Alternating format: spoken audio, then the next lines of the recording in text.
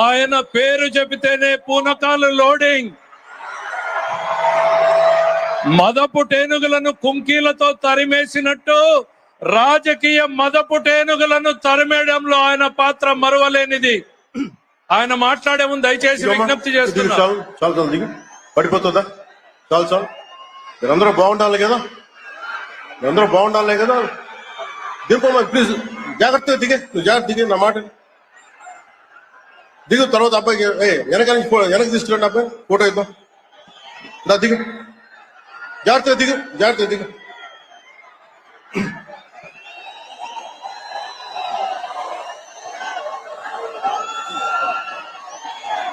పుట్టపర్తి నారాయణాచార్యులు గారు రచించిన శివతాండవ కావ్యం పుట్టిన నేల, రచించిన నేల, తెలుగు భాష విలువను పెంచిన నేల, ఆడినమ్మ శివుడు పాడినమ్మ భవుడు అని శివతాండవాన్ని వినిపించిన నేల. ఈ నేల ఒక పుట్టపర్తి నారాయణాచార్యులు, కవి బళ్ళారి రాఘవ గారు లాంటి నాటకరంగ రచయిత, నటుడు, విధాన్ విశ్వం లాంటి మహానుభావులు, గజ్జల మల్లారెడ్డి గారి లాంటి కవులు, ఇలాంటి వాళ్ళందరూ పుట్టిన నేల.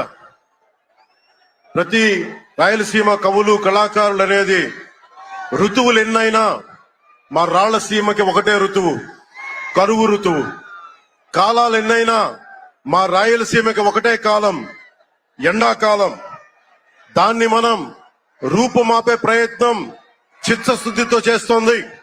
పరిశ్రమలు, ఉద్యాన పంటలు, సాగునీటి ప్రాజెక్టులు మొదలైనవి చేపట్టి రాయలసీమని రతనాల సీమగా మార్చే దిశలోనే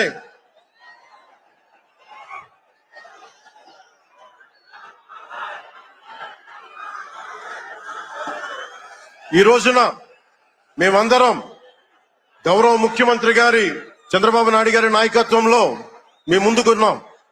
ఈ సూపర్ 6 కార్యక్రమం ఇన్ని వేల కోట్లు ఆర్థిక ఇబ్బందుల నుండి వీటన్నిటినీ ముందుకు తీసుకురాగలుగుతున్నామంటే మీ భవిష్యత్తు కోసం, యువత భవిష్యత్తు కోసం, మహిళల భవిష్యత్తు కోసం. ప్రతి ఆంధ్రప్రదేశ్ లో ఉన్న ప్రతి ఒక్కరూ బాగుండాలి, మీరు ఆనందంగా ఉండాలి. మీరే అన్నారు, ఆ రోజు మేము అడిగాం, రాష్ట్రం బాగుండాలి, యద్భావం తద్భవతి. మీరు ఎలా ఆలోచించారో మేమందరం కలిసికట్టుగా పార్టీలు వేరైనప్పటికీ రాష్ట్ర హితువు, రాష్ట్ర శ్రేయస్సును దృష్టిలో పెట్టుకొని ఈ రోజున మీ ముందుకొచ్చి ఇంత ఘన విజయంగా, ఇంత దిగ్విజయంతో ఈ సూపర్ 6 కార్యక్రమాన్ని మీ ముందుకు తీసుకొచ్చాం. దీని సూపర్ 6 కార్యక్రమానికి సంబంధించి భవిష్యత్తు రాయలసీమ వెనుకబాటుతనం గురించి, దానికి నీటి సౌకర్యాల గురించి, పారిశ్రామిక గురించి గౌరవ ముఖ్యమంత్రి గారు మాట్లాడతారు. నేను మీ చెప్పదలుచుకున్నది ఒకటి, ఆరోగ్య బీమా పథకం సాకారం కాబోతుంది. ఒక్కొక్క పథకం ద్వారా ఒక్కొక్క కుటుంబానికి 25 లక్షల ఆరోగ్య బీమా వర్తిస్తుంది. అలాగే పర్యాటక రంగంలో కూడా మనకి దాదాపు 10,000 పైచులకు పెట్టుబడులు ఆకర్షిస్తున్నాం. అలాగే పంచాయతీ రాజ్ శాఖలో కూడా పల్లె పండుగ ద్వారా 13,300 గ్రామ పంచాయతీలని గ్రామ సభలు నిర్వహించి రికార్డు చేసి 2,007 కిలోమీటర్ల బీటీ రోడ్లు, 4,000 కిలోమీటర్ల సిసి రోడ్లు చేయగలిగాం.